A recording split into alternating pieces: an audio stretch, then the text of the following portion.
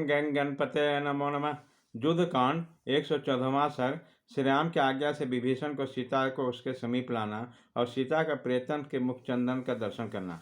तदंतर परम बुद्धिमान बानरवीर हनुमान जी ने संपूर्ण धनुर्धरों में श्रेष्ठ कमल श्री राम को प्रणाम करके कहा, भगवान, जिनके लिए इन युद्ध आदि कर्मों का सारा उद्योग आरंभ किया, उन शोक सतन मिथिलेश कुमारी सीता को देवी को आप दर्शन दे। शोक में डूबी हुई है, उनका नेत्र आंसुओं से भरे हुए हैं। आपके विजय का समाचार सुनकर मिथिलेश कुमारी आपका दर्शन करना चाहती हैं। पहली बार जो मैं आपका संदेश लेकर आया था, तभी से उनके मेरे ऊपर विश्वास हो गया था कि वो मेरे स्वामी के आत्मीय जन है। इसी विश्वास से युक्त होकर नेत्रों में आंसू भरकर मुझसे कहा था कि मैं प्राणनाथ के दर्शन करना चाहती हूँ। हनुमान जी के ऐसा कहने पर धर्मात्मा में श्रेष्ठ रामचंद्र जी सहसा ध्यानस्थ हो गए। उनकी आंखें डबडबा गई। वे लंबी सांसें खींचकर भूमि को देखने हुए पास खड़ी मेघ के समान श्याम कांति वाली विभीषण से बोले, तुम विदेह नंदिनी सीता के मस्तक पर स्नान कराकर दिव्य अनुराग तथा दिव्य आभूषणों से विभूषित करके शीघ्र मेरे पास ले आओ।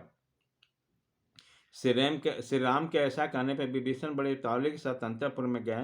पहले अपनी स्त्रियों को भेजकर उन्होंने सीता को अपने आने की खबर दी। उसके बाद राक्षस विभीषण ने स्वयं जाकर महाभाग सीता का दर्शन किया और मस्तक पर अंजलि बांधकर मेरे भाव से कहा, विदेह राजकुमारी, आप स्नान करके दिव्य अंगराग तथा दिव्य वस्त्राभूषण से भूषित होकर सवारी पर बैठिए। आपका कल्याण हो, आपके स्वामी आपको देखना चाहते हैं। उनके ऐसा कहने पर विदेह ने विभीषण को उत्तर दिया, राक्षस राज, मैं बिना स्नान किए अभी पतिदेव का दर्शन करना चाहती हूँ।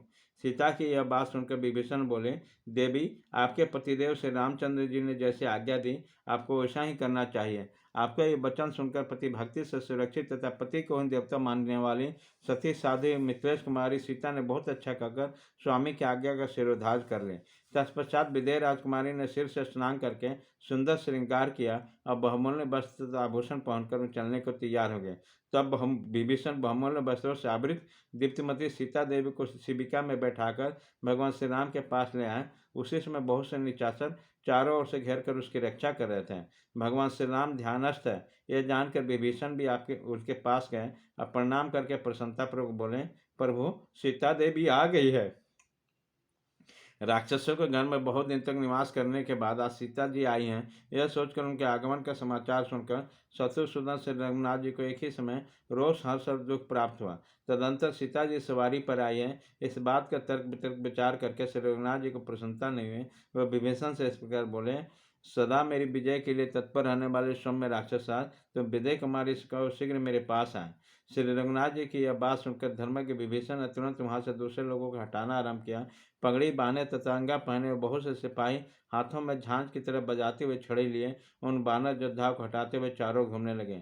उनके द्वारा हटाए जाते हैं राक्षसों, बानरों और राक्षसों के समुदाय अगुंठा दूर जाकर खड़े हो गए। जैसे वायु के थपेड़े खाकर उद्वेलित होकर समुद्र की गर्जना बढ़ जाती है, उसी प्रकार वहां से हटाए हुए उन बानरों के आदि हटने से बड़ा भारी कोलाहल मच गया। जिन्हें हटाया गया उसके मन में बड़ा उद्वेग उठा था। उन सभी उद्वेग को देखकर श्री रघुनाथ जी अपने साथ उदारता कारण उन हटाने वाले को रोषपूर्वक रोका।